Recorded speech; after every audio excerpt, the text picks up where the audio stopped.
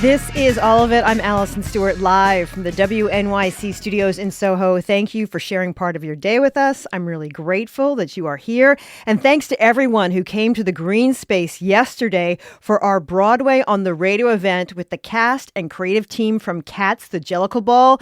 A good time was had by all. If you didn't catch it live, you can go back and listen wherever you get your podcasts, or go to WNYC's YouTube page to watch the video of the live performance. Here's what we have coming up on the show today. We'll map out some of New York State road trips with the head of the state's tourism board. We'll talk about why Froyo is having a moment. And we'll hear from actor Chase Infinity, who stars in the Hulu series The Testaments. That's the plan. So let's get this started with the new film, I Love Boosters.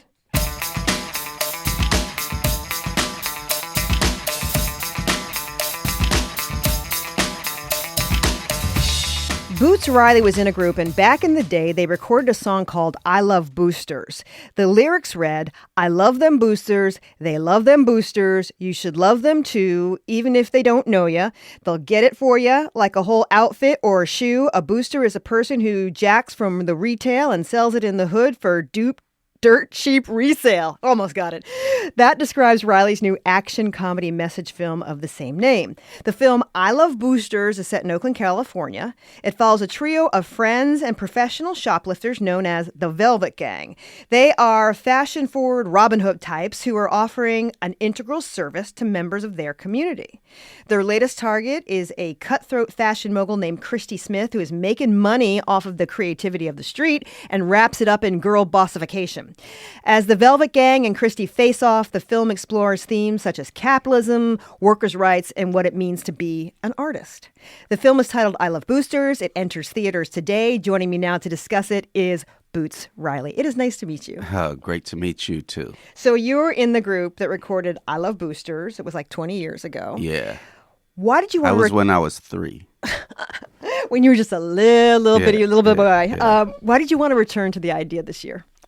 I mean, it's actually something that's in the news a lot now. The Intercept investigative journal did an expose that all these police unions got together in the wake of the George Floyd protests and hired publicists to seed stories in local news around the country about the supposed rise in crime and focusing on stuff like shoplifting when actually it was going down. So that's maybe part of what's in the air. But really, it was because I've spent I spent a long time being a broke rapper that needed to stay fly, and definitely worked with a lot of boosters who provided stuff for me. But at the same time, I saw how much they were helping the community, how much, even though it was illegal, it was not more immoral than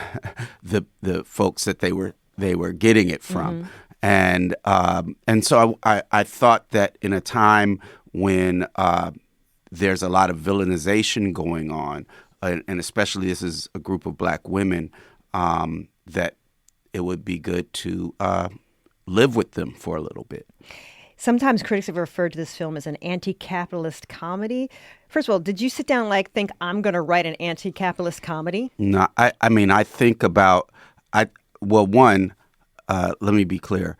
I'm a communist, and I believe that the people, we should have a world where the people democratically control the wealth that we create with our labor. So I believe that. So if I make some art that has to do with what I believe, it's going to be along the lines of those politics. I don't have to be like, I'm going to try to make this. I just make art that talks about the world in the way that I see it. And I start with characters. I start with characters that we want to be with, that we want to experience their trials and tribulations, and it expands from there. And a lot of times what I'm doing, though, that I get from music is I want people to feel it. So I'm upping the ante on the contradictions. I'm heightening the contradictions to the point of absurdity in some ways. And then that ends up being funny. It ends up being, because comedy and tragedy both have irony in common, and that irony is very connected to contradiction, and so so I don't know. I don't know how to not write a comedy because life is so funny. Like, I think people have to do a lot of work to extract the comedy out of life. I've been to jail a few times, but the longest was for 3 days, and people laugh in jail, right? Mm-hmm. Right, mm-hmm. Like that.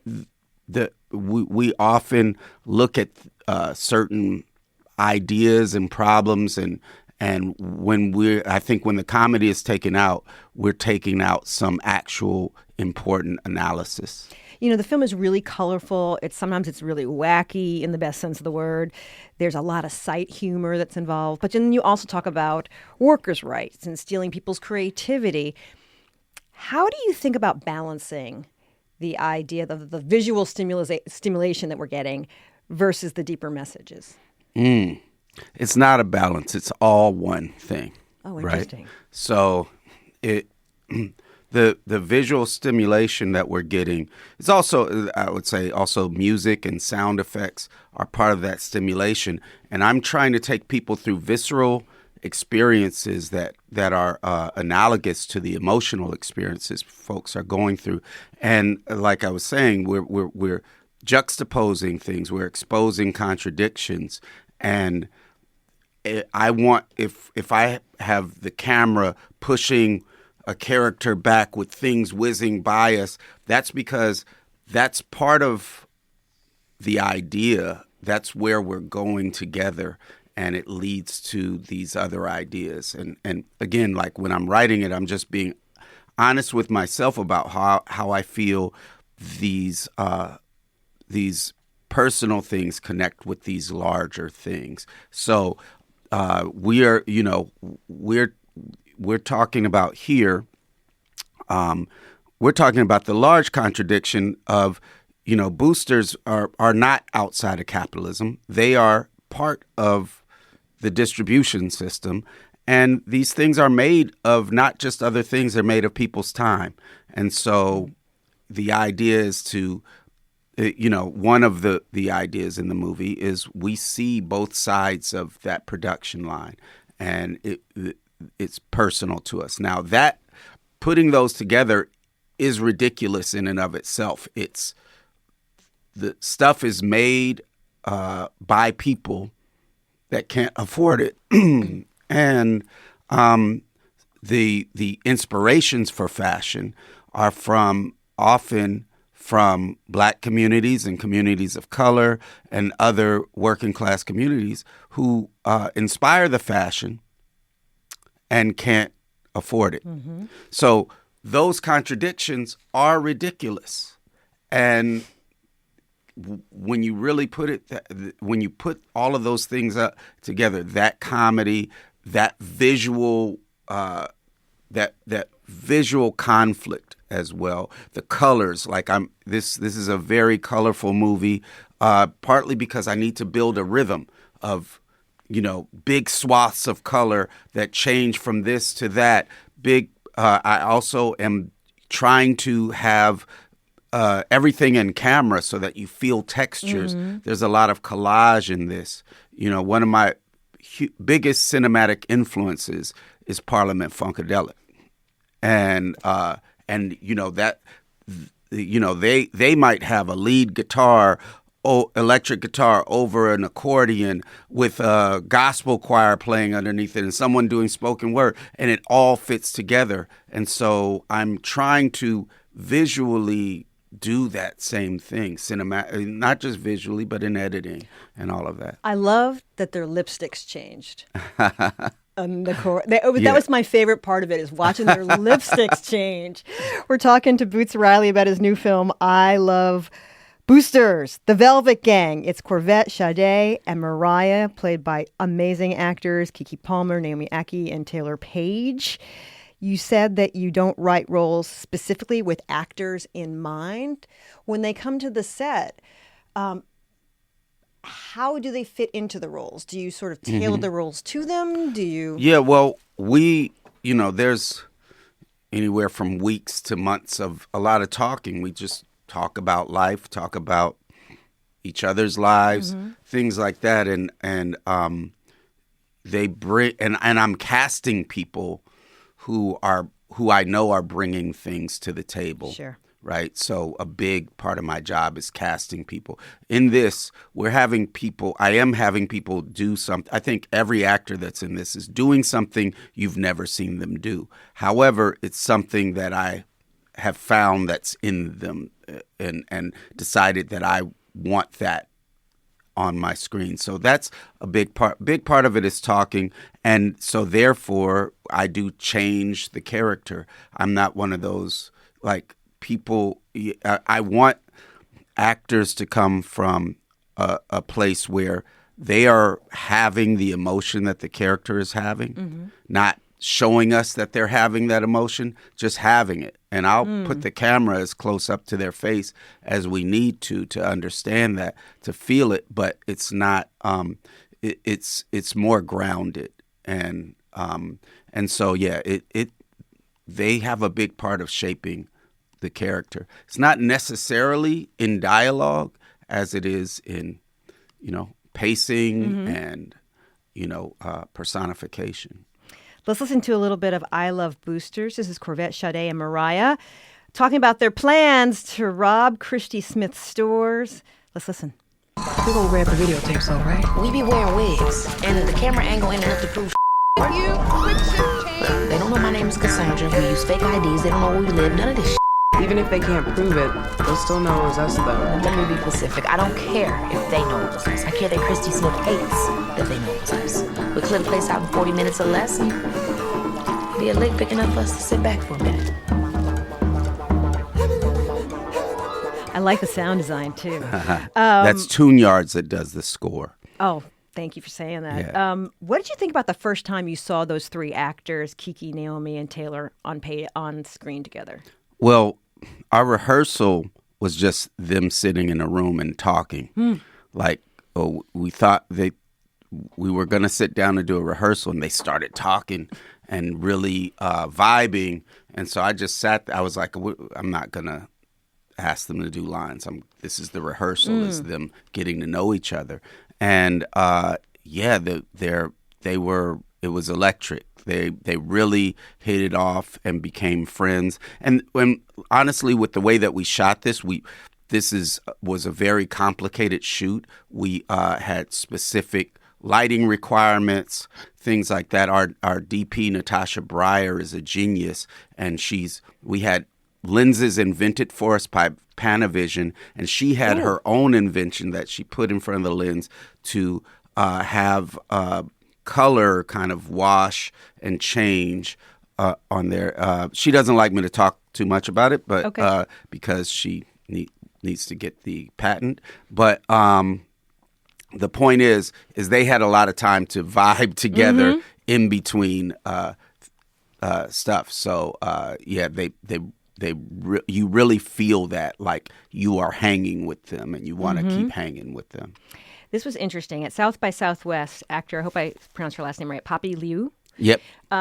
She said that, this is so interesting, that you tailored her character to where she grew up. Yeah. In China.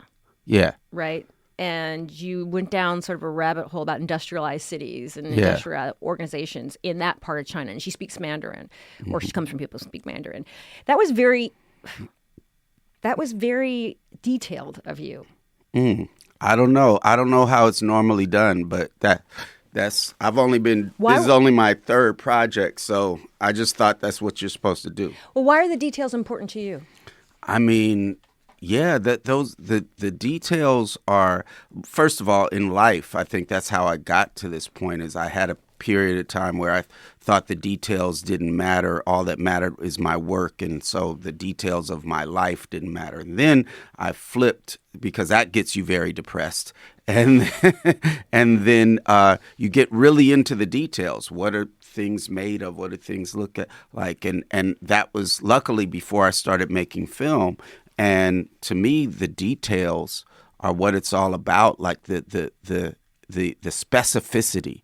The more specific you can be, the more universal you are, because the specificity allows for the humanity to be in there, even if you don't know. And that's how I am about Oakland. These films are about, and TV shows are about Oakland, and you may never have been there before, but because there's this internal logic, then it relates to people all over the world. We're talking to Boots Riley about his new film, I Love Boosters. All right, in the film, we're rooting for the Velvet Gang. I'm rooting for them anyway, against Christy Smith. How would you describe Christy Smith? She's played by Demi Moore, we should say. Yeah.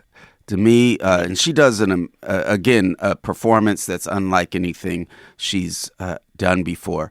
And Christy Smith is an artist who is a fashion designer in this case, and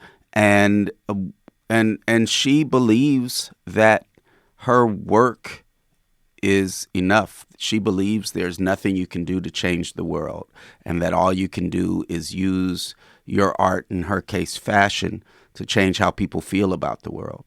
So, there's if you know me, that's probably something I disagree with. However, what I have all the characters saying are things that I actually do say and believe. So, I put myself into those things. And she, so she comes into conflict with these boosters who are her, who idolize her, and they run head up because she doesn't feel like her art should be treated that way. Let's listen to a clip from I Love Boosters. Corvette sees Christy on the news answering a question about what she thinks of the Velvet Gang. Christy, what are your thoughts on the Velvet Gang? Christy Smith knows we exist. Low-class urban bitches.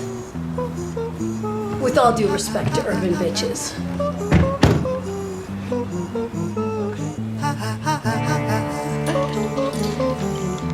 Did she just call us urban bitches? It's so early 2000s. Why did you have Christy call them urban bitches?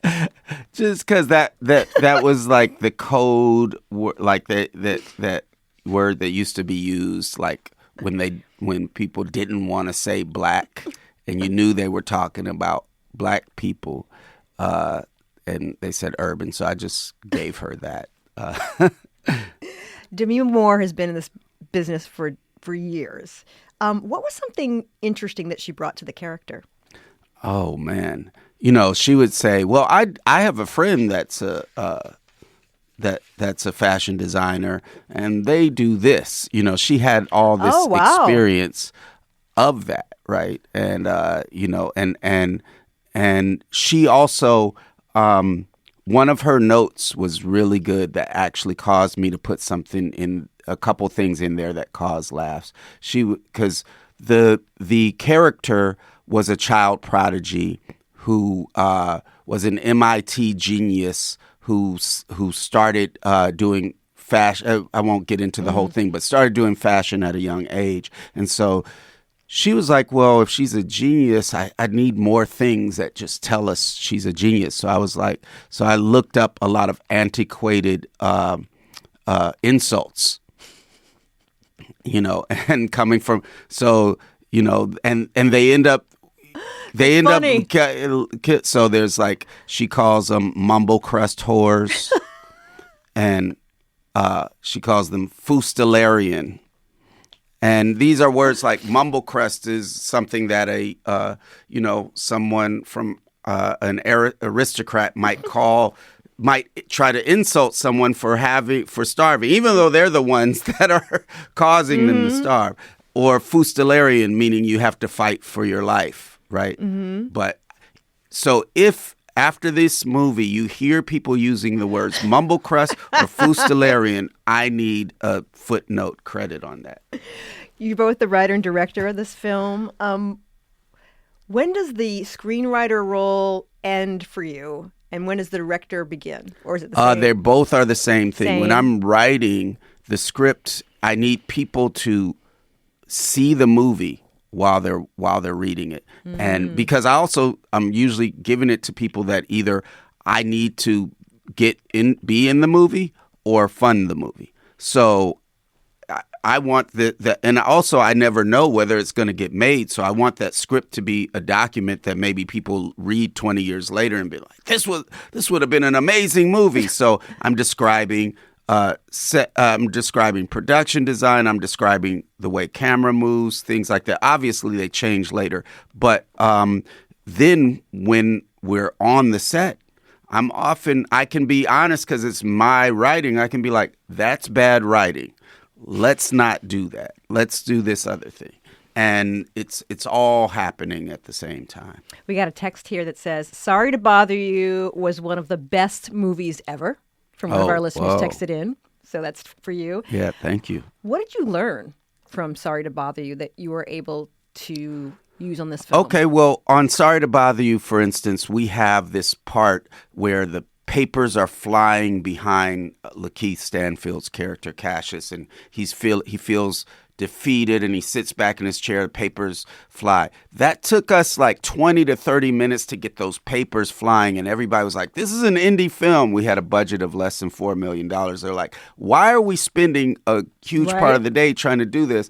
And I pushed for it, and we got it, but once we started getting it, I was like, I felt bad, like we wasted so much time. So I was like, I got to make this be worthwhile. So I thought about what the next scene was, and we added a transition in there. I had Lakeith turn to the side and say, "You're going to stuff all that in your mouth?" And it transitioned to the next scene, and it worked so well that when I was writing this, I was like, oh, I'm doing that to the 1,000th time. And so we have a lot of transitions built into the scenes that we filmed with, where the camera leads you to something, or the characters lead you to this next thing. And, it's a thing that I'm very proud of in the movie. I'm not going to get into it, but Don Cheadle and Kara Young are both in this. Oh, yeah. Have you seen Proof? Oh, yeah. Matter of fact, Proof, they decided to do Proof while they were shooting that scene while they're together in this movie. I introduced Kara Young to Don Cheadle on this movie, and because Kara, there was someone else that was going to play the character, and Kara is a good friend of mine. She was visiting the set. That person totally faked. I was on the phone. I looked over at Kara. I said, "You want to play a role?" And she was like, "Let me change my flight." And people on the set, they weren't familiar, but she started going, and they were like, "Who is this? Who is this?" And I introduced Don to her, and she convinced Don that he should start doing Broadway again. All right. Kara was here last week. She's the best. Yeah. She is the best. She is hilarious in this. Like She's really funny. Every line she comes up saying on I Love Boosters gets people rolling. And she's amazing in Is God Is, too. I just went and saw that last week. Yeah. She and Mallory were here last week. I'm really hyped. And if people don't know, she was also in my TV show, I'm a Virgo. So, and then Don Cheadle, he's on. We almost did it to where we didn't put his name in the credits. That was like the initial idea. He's like, "Yeah, I'm down to do it. I don't want people to recognize me, and then people will find out years later that was me." And then I was like, "Don, we really need to get butts and seats here. We need your name on the poster." Yeah. First of all, can I also ask you where you get your hats? Because I have hats all over this. I almost wore one today. Yeah, I was told coming in here that you do. So it's called Uptown Yardie. They are in Brixton and in London. However, they are on Instagram and can get you hats wherever you want. I like a Uptown place Yardie in Bed-Stuy, Ashaka Givens. Okay. She's an amazing designer so check her out. Look her up. Yeah. I've been talking to Boots Riley. His film I Love Boosters enters theaters this weekend. Thanks for being here. It's there. Go. Peace. Thank you.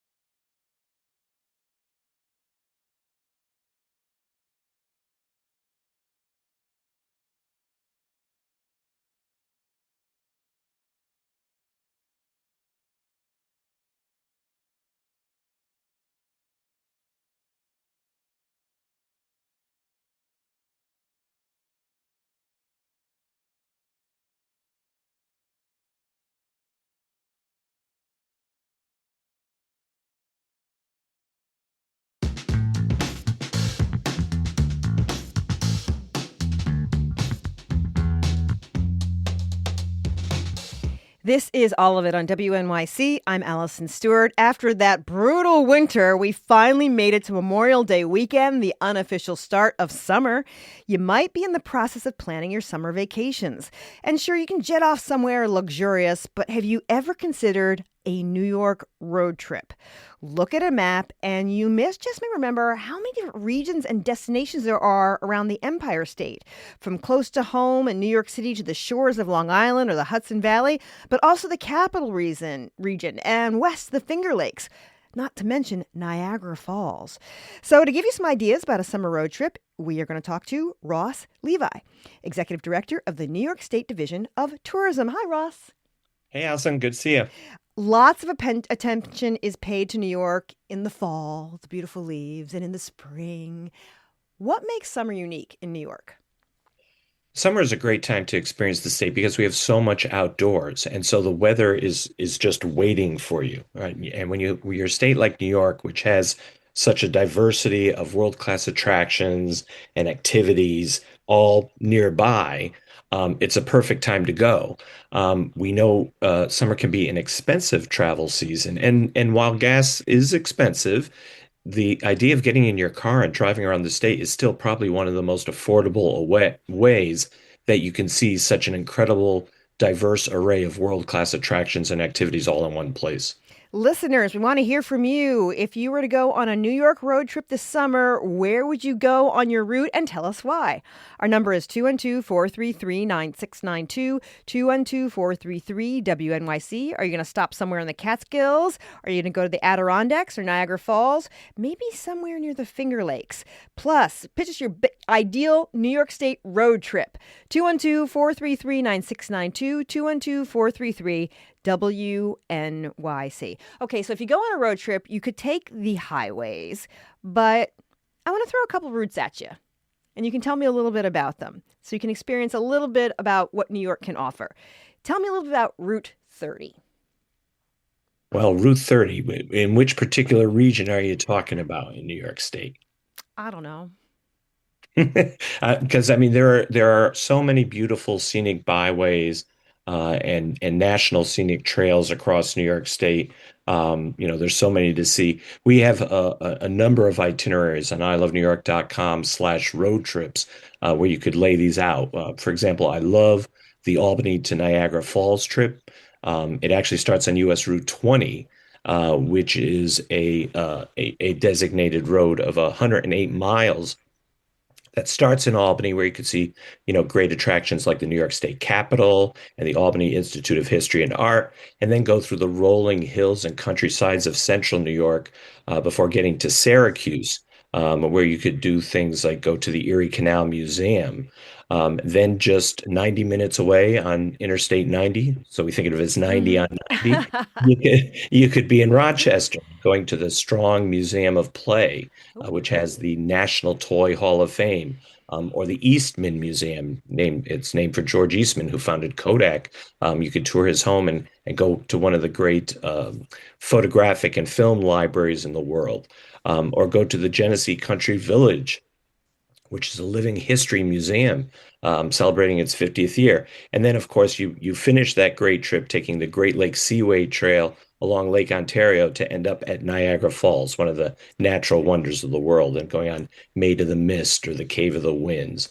So that's just one particular road trip that you might think about taking. I was going to ask about going to Niagara Falls, because if you're leaving from our area, what's the right amount of time to plan your road trips? Yeah, one of the tips I love to remind folks is that you don't necessarily have to drive from the city. If you have your own car, that's certainly something you'd want to do. But if you didn't have your own car, I often recommend taking the train out of the city, whether that's Metro North or LIR or Amtrak. Take that to a station north of New York City that avoids the traffic that you might get getting out of the city, and then you get your rent-a-car at that train station and go out across the state. But if you're leaving from New York City, obviously it depends on traffic, but it can be 6 or 7 hours to traverse the whole state from New York City to Niagara Falls. But that's why we recommend making those great stops along the way. Halfway between New York City and Niagara Falls, for example, is Corning, New York, which is the home of the Corning Museum of Glass, which gives you the history, the art, the science of glass making, where you could actually see, they're called gaffers, making masterworks of glass throughout the day. And you even can pay a little extra and do your own glass work to bring home with you. We are discussing the best places to travel when on a road trip around New York State this summer. My guest is Ross Levi, Executive Director of the New York State Division of Tourism. We're also hearing from you if you were to go on a New York road trip in the summertime. Where would you stop on your route and why? Pitch us your ideal New York State road trip destinations that you were planning for a summer vacation. Our phone number is 212-433-9692, 212-433-WNYC. Let's talk to John. Hi, John. Thanks for taking the time to call all of it. Thanks for connecting. I'm on my way to Lake Ontario right now. Nice. Who are you going to see? The backyard of our lake house is the Salmon River. The front yard is Lake Ontario. It's got an amazing western-facing sunset. Lake Ontario is a hidden gem. It's really an inland sea, and the water and the waves of the lake keep the sea bottom nice and sandy and great underneath your feet. Take a look at a map of upstate New York, compare it to Pennsylvania, and I challenge you to count the lakes. You can do it on one hand in Pennsylvania, but you'll need a big spreadsheet for upstate New York. It's a spectacular place for any vacation. John, have a great time. Let's talk to Bob, who's calling in from Flushing. Hi, Bob. Thanks for calling all of it. Hi there. We have to mention the Baseball Hall of Fame. Cooperstown is a beautiful town, historic buildings, and the Hall of Fame itself is great. And hopefully you catch a Little League game, and it's an awful lot of fun, even if you're not a baseball fan. Thanks so much for calling in. Yeah, that was one of your stops you had on your list, Ross. Cooperstown. Why is this a must visit for baseball fans? Absolutely. I mean, it's a mecca. It's on people's bucket list. And the town, as your caller was alluding to, is great. Even if you're not the world's biggest baseball fan, there is a great, there's actually the oldest farmers museum in America in Cooperstown, where you could see blacksmiths and live animals. And there's also a really great museum there as well, which has, for example, busts of our founding fathers, so you can see what they actually looked like. They're made from their life masks. So it's a great all-American town to visit. Let's talk to Leah in Manhattan. Hi, Leah. Thank you so much for calling all of it. You're on the air. Great, thank you. Yeah, so I am a dog mom. I have a large 70-pound dog, so road trips are what we do. We go to Scribner's every year up in Hunter in the Catskills. Amazing location, extremely dog-friendly, incredible restaurant. And what's really fun is you can go across the street and take the ski lift up to get a scenic view of the mountains, even in the summertime, just across the way at the Hunter Mountain. So that's my recommendation. Thank you so much for calling in. Let's talk to Matt in Levittown, Long Island. Hey, Matt, thanks for taking the time to call all of it. Hi, how are you? I have been a fan of the Adirondacks for about 40 years. I took a ride in 1980 up Route 30. You had mentioned 30 before, and just took it right on up and ended up in Lake Placid, which is a beautiful town. If a lot of people I don't think have been there from down here, and I love the Adirondack Mountains. That is a state park. The Adirondacks is a state park. It's a huge state park. I think, if I'm not mistaken, the biggest state park in America. And it's just so pristine, so many lakes, so many mountains, and no billboards and nothing like that. Just lakes and streams and rivers, and I don't know what else to say about it. It's just gorgeous. Thank you so much for calling in. Yeah, Ross, what did you want to add about the Adirondacks? Yeah, the Adirondacks are the largest protected lands in the lower 48 states. You could take Yellowstone, the Grand Tetons, the Grand Canyon, Yosemite, they'd all fit within the Adirondacks. And so it is an outdoor lover's paradise for hiking, paddling, exploring. And then within the park are also really great towns like Lake Placid, which is, of course, where the Winter Olympics that were held twice. And you could go to those actual Winter Olympic sites. You can go to the Olympic Museum. And Lake George is a beautiful lake up there in the Adirondacks as well, right on the southern part, probably the part of the Adirondacks closest to New York City, where you could go on the Minnehaha, which is the oldest steam paddled boat in the United States. and you could take a beautiful scenic cruise of Lake George. It's gorgeous up there for camping too. Sure is. And the state park system of New York offers some really, if you go to to their website and reserve camping, it's a really affordable way to add to your road trip because you can stay at state park prices, which are very cheap. You can do camping within state parks, and then of course the number of wonderful private campgrounds which have all kinds of great amenities from activities for kids to pools and splash parks and all kinds of other things. Let's talk to Jennifer in Fort Washington. Hi, Jennifer. You're on the air. Hi. Hi. So I pitched two ideas, and I don't know which one you want to hear, birding or historic Hudson. I think we want to hear birding on this show. Yeah, go for it. Okay. So birding, I do an annual trip every year where you head up north and go to starting around Albany, Vischer's Ferry, which is just north of Albany. Saratoga Battlefield you get history and wonderful birding there. Up into the Adirondacks, where we hire this terrific guide who can get you onto Whiteface Mountain, where the very rare and endangered Bicknell's thrush is the only place you can see it here. Boreal chickadees, and lots of blackback woodpecker, grouse. It's one of the Adirondacks is the only place you're going to see any of those birds. And then head west out to making a quick stop at Fort Drum for the upland sandpiper, and then the Watertown area, lots of Perch River, lots of black terns, Caspian terns nest there, bitterns, down to Montezuma Wildlife Preserve. You got a lot planned for us. I appreciate you making the call.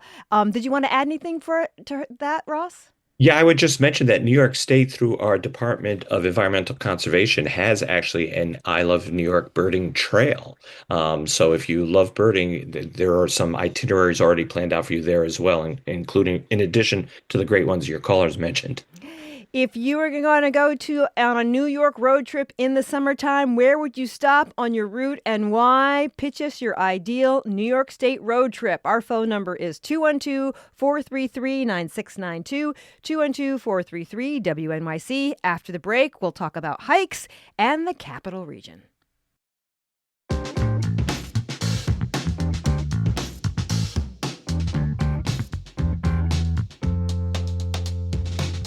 You're listening to All of It on WNYC. I'm Allison Stewart. My guest is Ross Levi, Executive Director of the New York State Division of Tourism. We are talking about New York road trips. This text says, ever since I was a toddler, my parents would bring me to Carmel Hamlet for camping.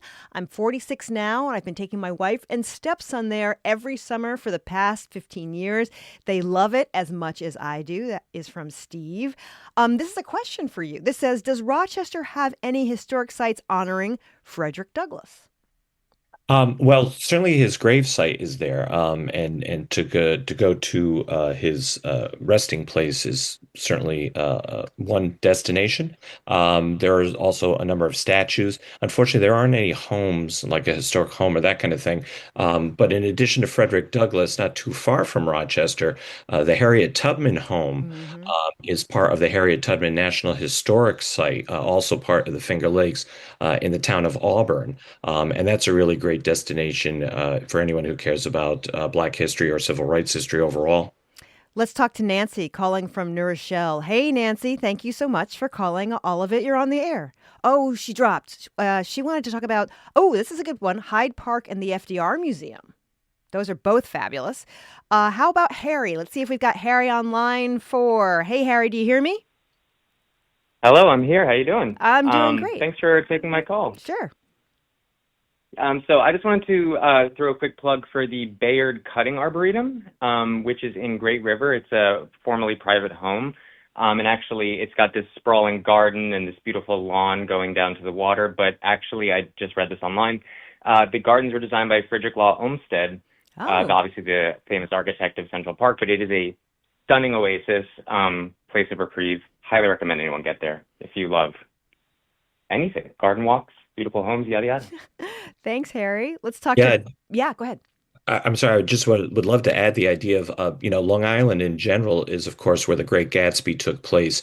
And anyone that's watching The Gilded Age is seeing a lot of those locations referenced. It's a great place for a road trip, like a themed road trip, whether that's about The Gilded Age or The Great Gatsby. So to see some of those beautiful Gold Coast mansions that are restored there, some of which you could stay in overnight. For example, Oheka Castle is actually a beautiful hotel you could stay in overnight. Let's talk to Patrick, who's calling in from Brooklyn. Hey, Patrick, thanks for taking the time to call all of it. Hi, yes, I wanted to recommend the Thousand Islands in Clayton, New York, up on the St. Lawrence Seaway. It was a famous summer spot in the early 19th century. Castles built on islands, great fishing, and a wonderful boat museum. One of the best museums of any type I've ever seen in Clayton, the Duke Boat Museum. Terrific place. The Thousand Islands is wonderful. Thank you so much for calling in. And Ross, you want to tell us a little bit more? Yeah, well, I always have to remind people that the Thousand Islands isn't just a dressing, it's a place. There's literally 1,900 islands in the beautiful St. Lawrence Seaway. It's actually had some of the best scuba diving in the world because of the fresh water and how clear it is. But yeah, taking one of those scenic boat trips out to one of those island castles and up and down Millionaire's Row, one of those two castles, Singer Castle, you could actually stay in overnight as well. Your office is in Albany. Give me the pitch for Albany. Our state capital, right? So, it obviously is our seat of our government. So the opportunity to tour our Capitol building, to go to the New York State Museum, both of which are free. But it's been a important center of colonial history for long, even before there was a United States.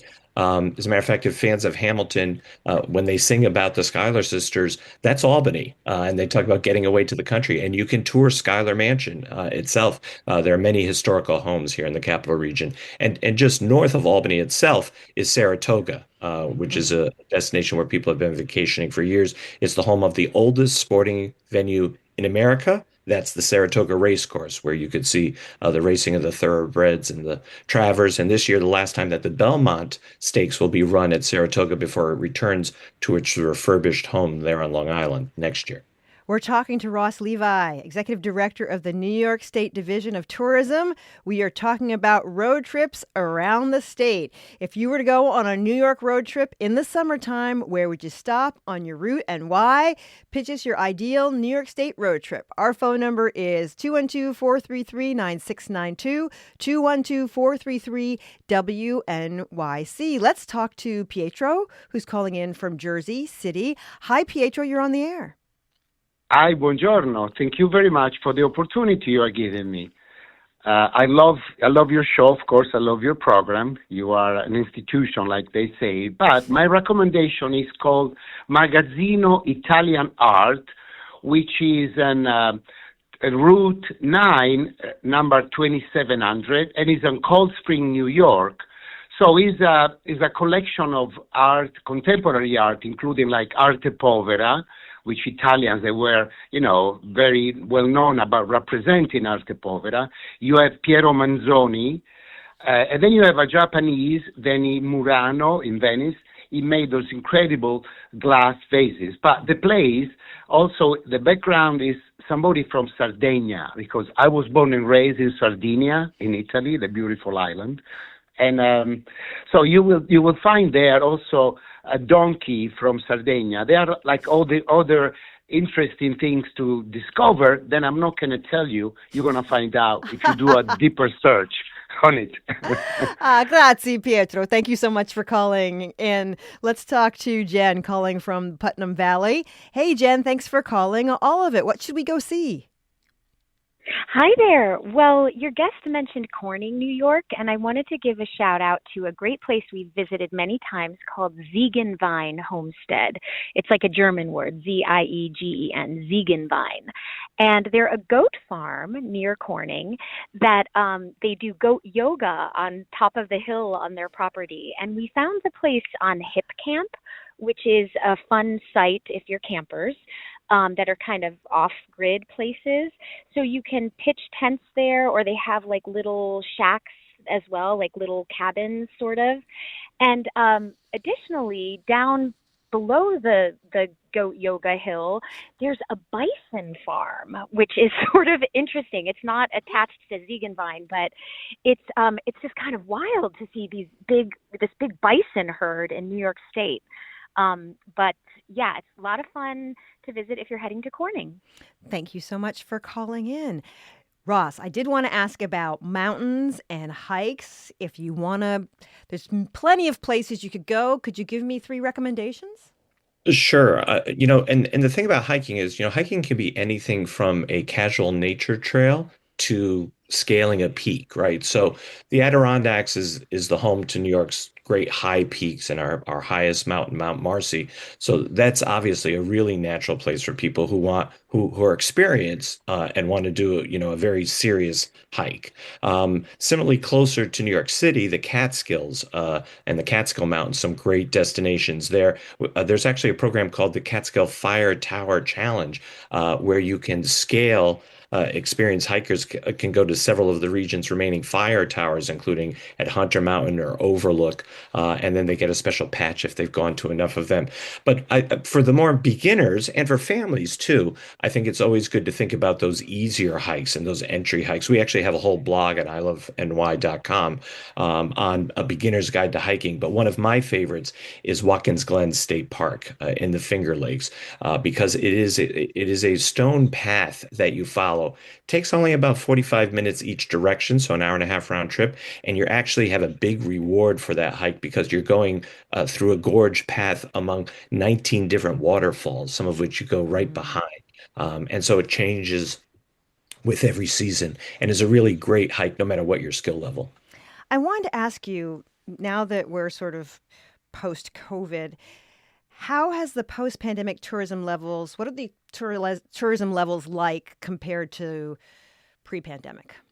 Yeah, well, the good news is because New York State has so many outdoor assets, we actually rebounded fairly quickly from the COVID devastation that everyone experienced in tourism. And so now, in the point we're at now, we're at record levels. New York welcomed 315 million visitors, for example, in 2024. That's an all-time record. They generated $94 billion Wow. direct spending. Tourism is so important for New York State. Besides great vacation destination, it's really vital to our economy. It's responsible for 1 in 9 jobs. It saves every household in New York State close to $1,500 of taxes they otherwise would pay if not for tourism. So the good news is even with some headwinds that we're currently seeing, particularly with international travel, tourism remains very sturdy in New York State. Let's talk to Larry, who's calling in from Chelsea. Hey, Larry, what's your suggestion? Hi, I want to suggest the OMI Sculpture Park in Ghent, New York. It's a really wonderful place, sprawling campus, various, outdoor sculptures, and then a nice building with always a good exhibit inside and a cafe. It's a really wonderful treat, and it's all free. Thanks so much for calling. If I could just add, yeah, OMI is amazing and just went through a lot of recent renovations. It's one of a number of sculpture parks across New York State. There's the Storm King Art Center, Oh, great.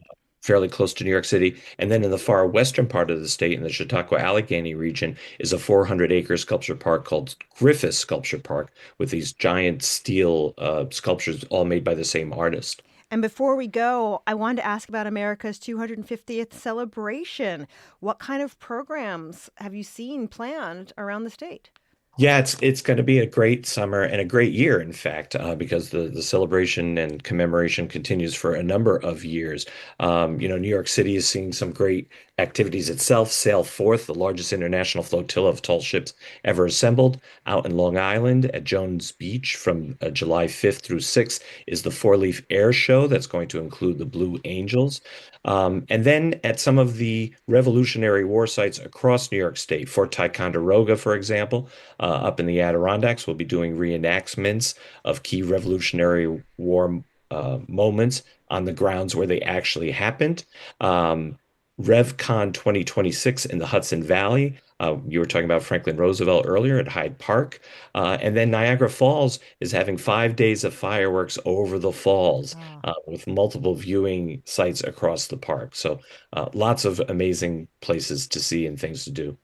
All of our listeners, our transcripts for this segment should be up later this weekend, so you don't have to write everything down because there was so much great information. Thanks again to Ross Levi, Executive Director of the New York State Division of Tourism. Thanks for being with us. Yes, thanks for having me. Happy summer.